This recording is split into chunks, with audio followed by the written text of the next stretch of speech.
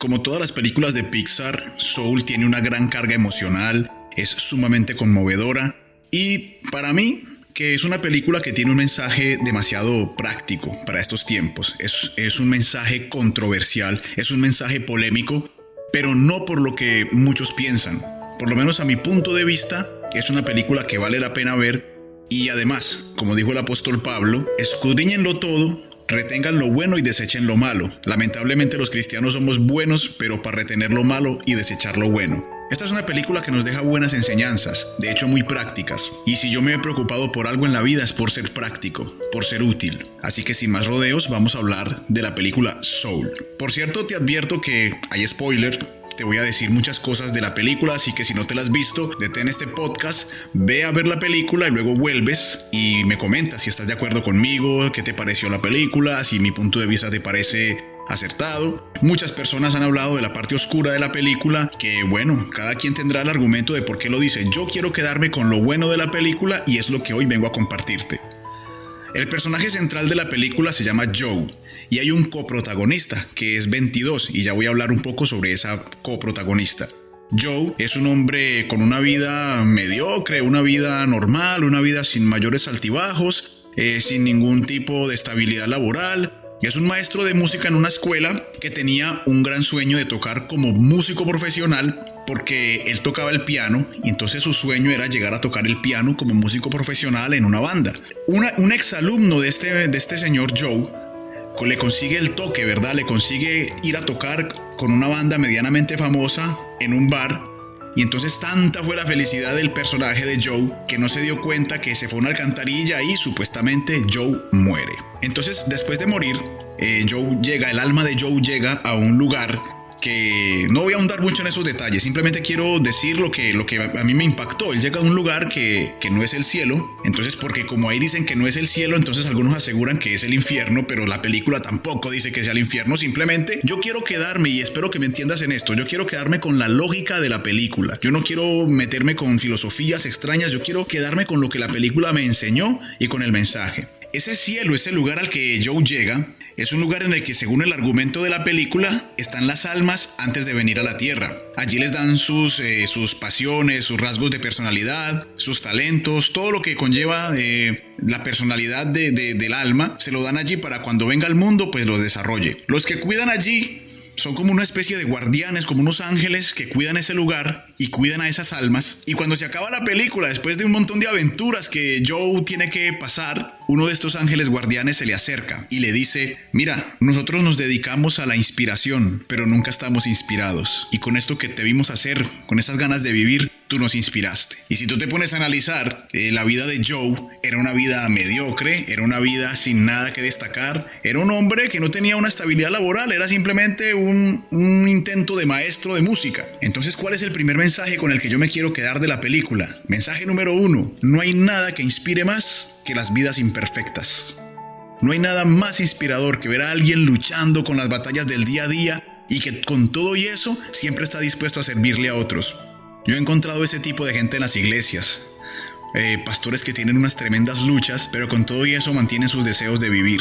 He visto gente que es súper servicial, aunque mantienen envueltos en unos problemas personales tremendos, y eso, créeme, que a mí me inspira bastante. De hecho, permíteme que te cuente una anécdota personal, y quiero hablarte de la historia de mis papás. Nosotros vivimos en la ciudad de Pereira. Estábamos allá viviendo, esa es nuestra ciudad, y un día mis padres, convencidos de que Dios los había llamado y que les tenía algo grande en la ciudad de Valledupar, decidieron emprender el viaje. Tomaron una maleta y se vinieron a Valledupar convencidos de que Dios los había llamado y de que Dios los había traído para algo grande.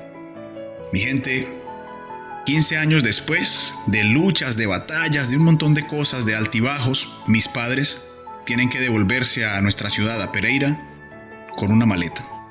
Con una maleta llegaron y con una maleta se fueron. Y nunca voy a olvidar esa mañana en la que ellos estaban abordando el taxi que los iba a llevar al terminal para llevarlos de regreso a Pereira. Ese fue un momento en el que yo me hice muchas preguntas. Y cualquiera en ese momento puede cuestionar a Dios, puede decir: ¿y entonces dónde está lo que nos prometiste? ¿Para qué nos trajiste a esta tierra? Si conforme llegamos, así mismo nos vamos a ir. Cualquiera hubiera dicho eso.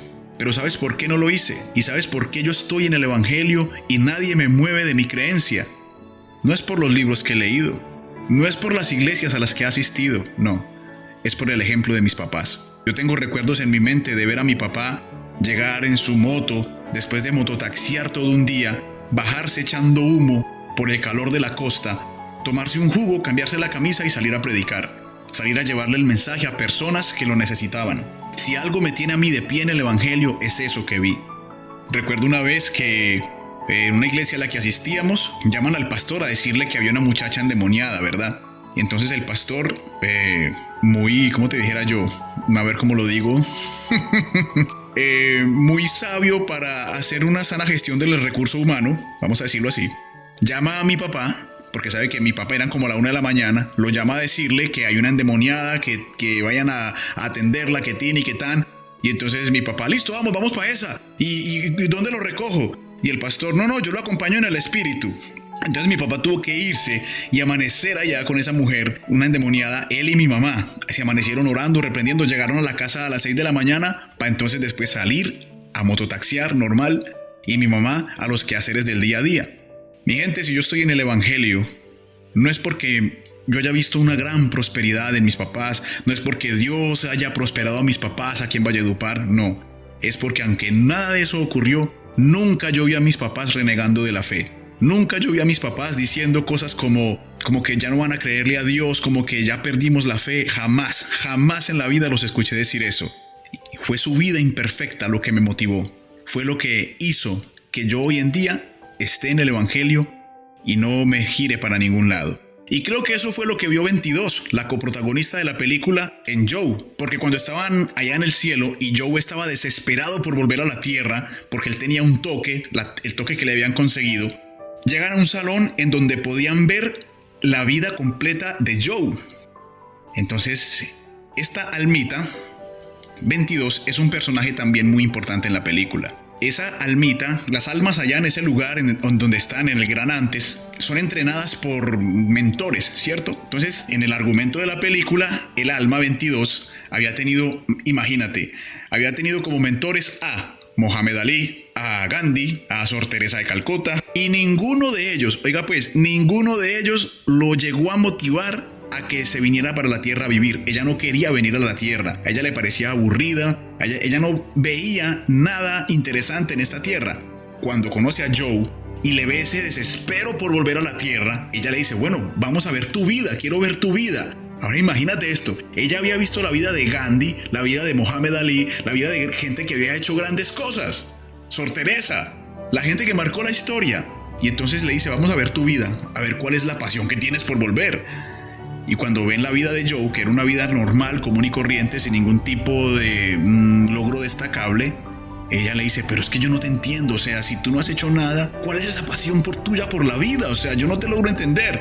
Y entonces, insisto, creo que podemos inspirar más a la gente, no cuando pretendemos inspirarlos, sino cuando estamos viviendo la vida como nos viene. El almita le preguntaba, ¿cuáles son tus ganas de vivir? No te logro entender. Y sabes, muchas veces yo me cuestionaba eso con mis padres.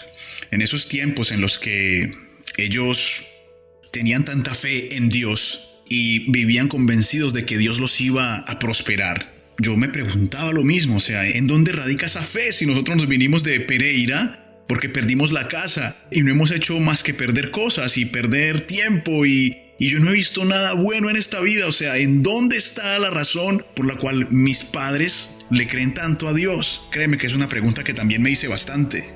Y como les dije anteriormente, la marca que me dejaron mis padres fue su ejemplo de lucha y de batalla y de creer a pesar de cualquier cosa.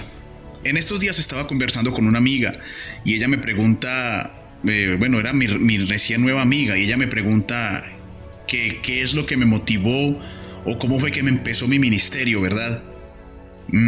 Y es ese momento en el que uno quisiera decir algo así estilo, no, pues un profeta vino y me puso la mano y me dijo que vea que usted va a ser grande, que Dios lo va a poner, que Dios lo va a llevar. Pero lamentablemente mi ministerio no comenzó de esa manera. Yo también, es ese momento en el que uno quisiera decir, no, una luz se me apareció y me dijo, mira, hijo mío, ahorita es que va a empezar lo tuyo. Y no, la verdad, no empezó con nada de eso. Y no empezó con nada de eso. Simplemente fue una evolución muy lenta, un proceso muy lento de ir dejando vicios, ir dejando cosas y lentamente ir creciendo. Hoy ya no aspiro a grandes cosas y espero que me lo entiendan, o sea, espero que entiendan esto. Esto no es un llamado al pesimismo. Digo, hoy no me obsesiono con los objetivos, hoy no me obsesiono con los propósitos, hoy simplemente quiero vivir. Hoy simplemente estoy grabando un podcast y no sé a quién vaya a inspirar. Y si tal vez me llegue a morir sin ver la bendición, y si tal vez algún día las cosas cambien y no vea nada grande, no importa. Tuve unos padres que han luchado y que siempre lucharon sin temor y sin rendirse. Hay muchas preguntas que aún no tienen respuesta, pero créeme que mientras yo esté aquí en Valledupar, no tengo otra cosa que hacer que no sea dedicarme a esto. Y no sé si en alguna parte, en algún rincón del mundo aparezca un 22 a la que mi vida imperfecta lo inspire a vivir. Muy bien, en medio de la aventura, en medio de la película, 22 y Joe llegan a la Tierra y 22 comienza a ver el mundo, a sentir el mundo. Comienza a caminar tocando las barandas de los puentes, comienza a andar en tren, a ver caer los árboles, a caminar y comienza a enamorarse de la vida por eso.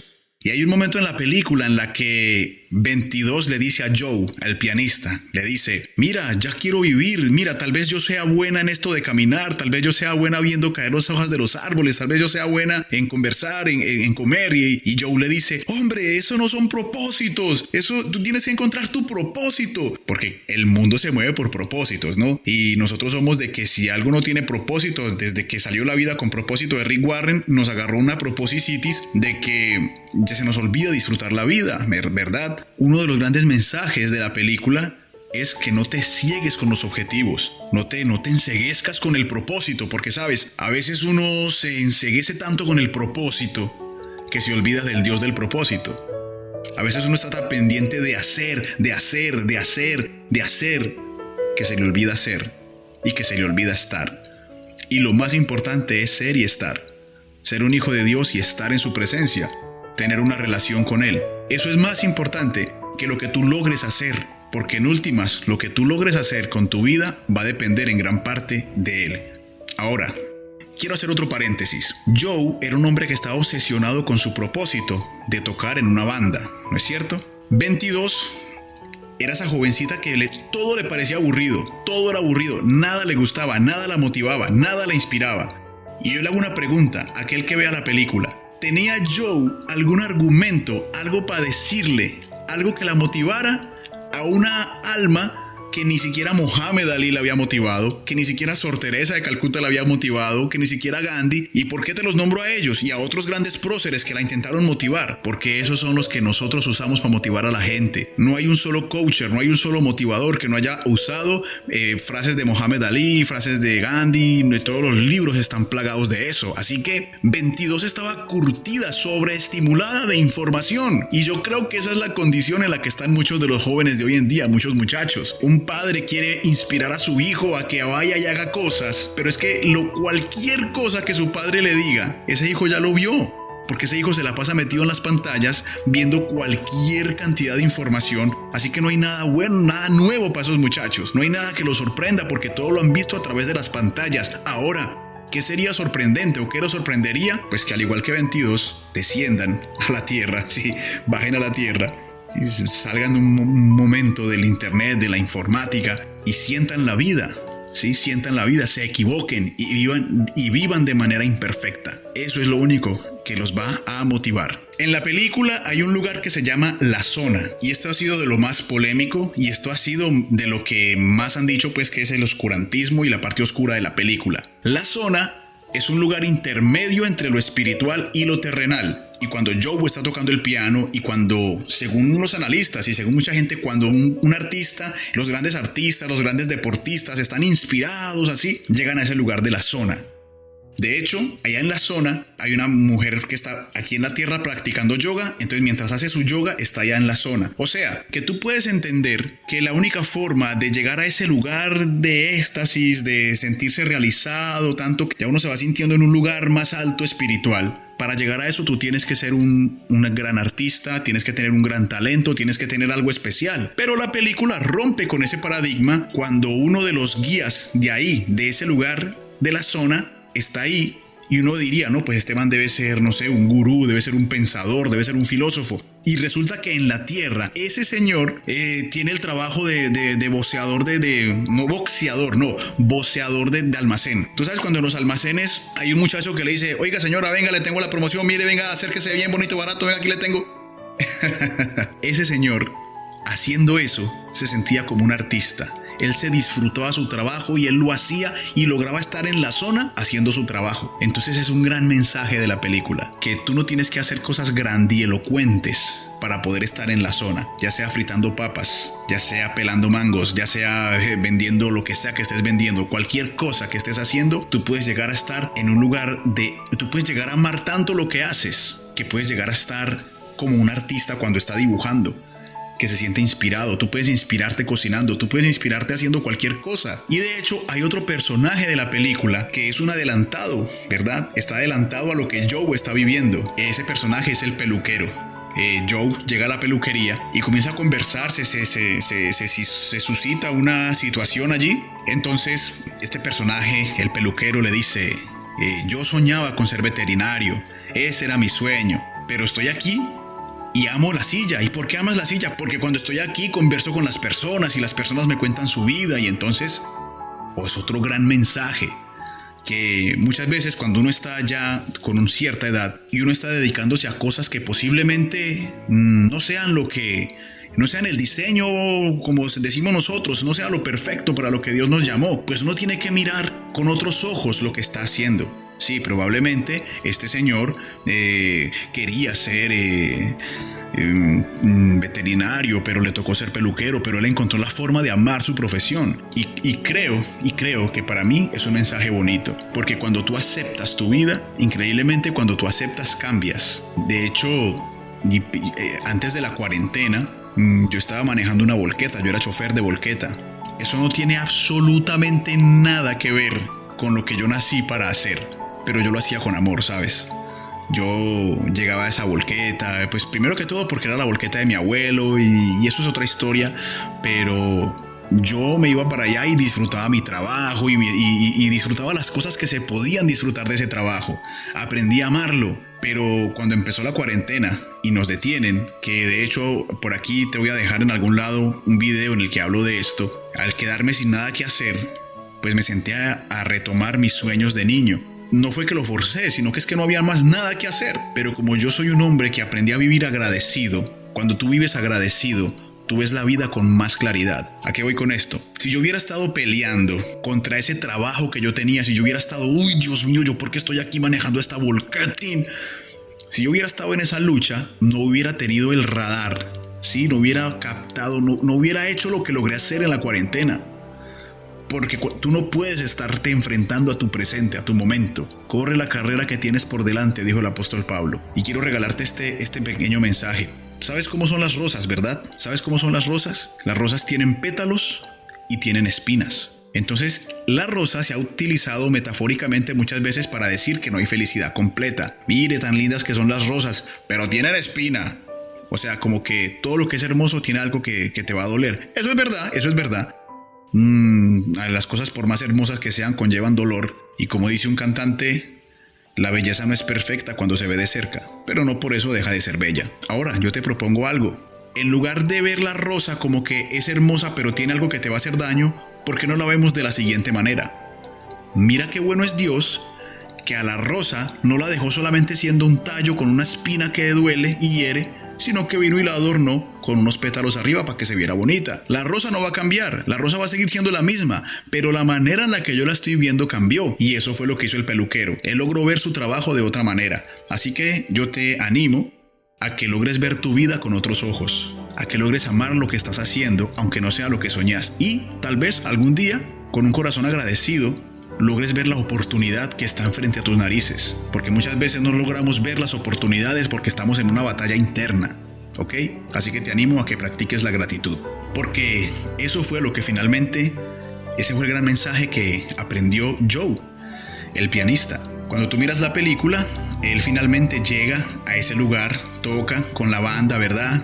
Y él se siente muy feliz, pero cuando se siente feliz, se acaba el concierto, él se monta en un tren y se va para su casa como que desanimado, como que bueno, y esto es todo, como que bueno, ya toqué y ya, como que, y entonces, porque muchas veces la vida es así, muchas veces tú estás tan obsesionado con algo que al conseguirlo no es como tú pensabas, ¿verdad? Muchas veces uno se obsesiona tanto con tener un trabajo porque uno cree que cuando tenga ese trabajo se va a sentir de una manera y cuando lo tiene no se siente así. Y ahí es donde vienen las grandes decepciones, ahí es donde vienen problemas grandes de ansiedad, de insatisfacción crónica, porque vivimos obsesionados. Y de hecho, en la película, allá en la zona, hay seres que se llaman almas perdidas. Ellos llaman a almas perdidas a gente que se obsesiona con algo, vive obsesionado o vive con ansiedad. Y la Biblia dice, ¿de qué le sirve al hombre ganar el mundo entero si perdiere su alma? ¿Ok? Así que, ¿de qué te sirve a ti ganar todos los objetivos que te propusiste si perdiste tu alma? Si perdiste tu capacidad de relacionarte con los demás, de relacionarte con Dios, de disfrutar las cosas pequeñas de la vida. Pienso que esos son los grandes mensajes ocultos que tiene la película. No es una invitación a dejar de soñar. No es una invitación a vivir sin propósitos, como algunos dicen. No, es vivir con un propósito, pero no cegarte con ese propósito. No olvidarte de vivir, no olvidarte de ser agradecido, no olvidarte de amar lo que tienes. Ese, pienso yo, mi gente, que es el gran mensaje de la película. Si estás de acuerdo conmigo, comenta, dime qué te pareció y nos vemos en la próxima. Gracias.